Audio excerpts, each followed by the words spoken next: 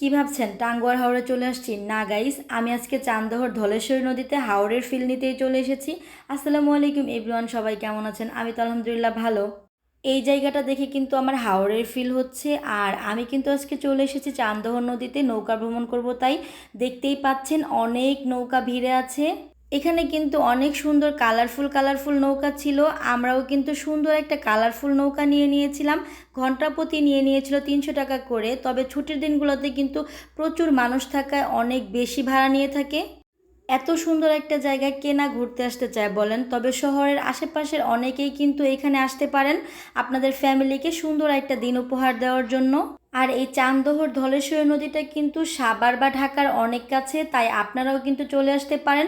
Manikganj singer Chandhar বাজারে আসলেই কিন্তু সবাই আপনাদের দেখিয়ে দিবে এই জায়গাটা। হাওরের ফিল নিতে আমি কিন্তু ঠিক 5টা বাজে চলে গিয়েছিলাম, কারণ আকাশে একটু রোদ রোদ ছিল, সাথে বাতাস ছিল, এত বেশি ভালো লাগতেছিল। আর পানি দেখলে কিন্তু আমি একটু বেশি এক্সাইটেড হয়ে যাই, পা ভিজাতে শুরু করে দেই। পানি এত বেশি স্বচ্ছ ছিল, এই জন্য আরও বেশি ভালো লাগতেছিল। তারপর কিন্তু মামাকে আমি ডিস্টার্ব করা শুরু করে দেই, বলি মামা আপনি একটু চুপ করে বসে থাকেন, আমি আপনাকে নিয়ে যাচ্ছি।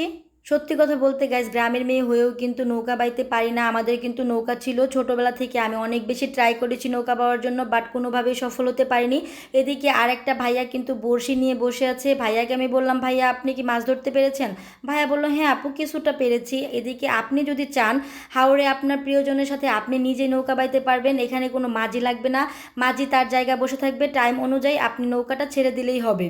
আমরা একটু আগেই চলে আসছিলাম, তাই মানুষ কম ছিল তখন। যতই সন্ধ্যা হচ্ছে ততই কিন্তু মানুষ বাড়তেছে।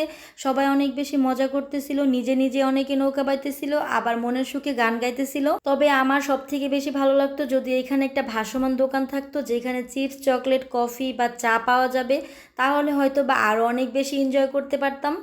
যদিও এটা নদী, বাট এখানে কেন আপনি হাওরের ফিল পাবেন জানেন? কারণ এই নদীটার মধ্যে কখনোই কোনো বড় বোট বা কোনো স্টিমার চলাচল করে না।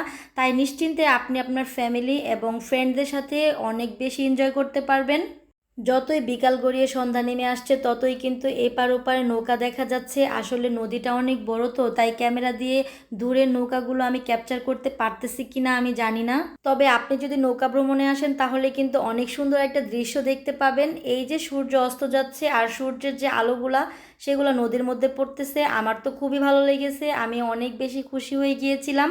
অনেক ব্যস্ততা কাটিয়েও কিন্তু নিজেকে একটু টাইম দিতে হয়, আর সেই টাইমটা যদি হয় এমন একটা সুন্দর জায়গায় তাহলে তো কোনো কথাই নেই।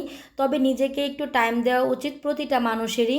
আজকে কিন্তু অনেক বেশি এনজয় করেছি, সাথে আপনাদের সাথে অনেক বেশি গল্প হলো। আমাদের কিন্তু 1 ঘন্টা প্রায় শেষ হয়ে গিয়েছে। দেখতেই পাচ্ছেন অনেক মানুষ দাঁড়িয়ে আছে। আসলে আমরা যাওয়ার সময় কিন্তু অনেক নৌকা দেখিয়েছিলাম, নৌকা কিন্তু কম পড়ে গিয়েছে। মানুষ এমনভাবেই বিকাল হলে এখানে এসে দাঁড়িয়ে থাকে। আসলে অনেক দূর দূরান্ত থেকেও কিন্তু সবাই আসে। সুন্দর জায়গায় ঘুরতে কার না ভালো লাগে? আপনারাও কিন্তু আপনাদের ফ্যামিলি নিয়ে চলে আসবেন। এখানে বাইক বা কার রাখারও কিন্তু নদীর ধারে জায়গা রয়েছে। আজকের মতো এখানে বিদায় নিচ্ছি। আমার ভিডিওটা কেমন লেগেছে অবশ্যই কিন্তু জানাবেন। সবাই ভালো থাকবেন, দেখা হয়ে যাবে নতুন কোনো ভিডিওতে। Thanks for watching my video.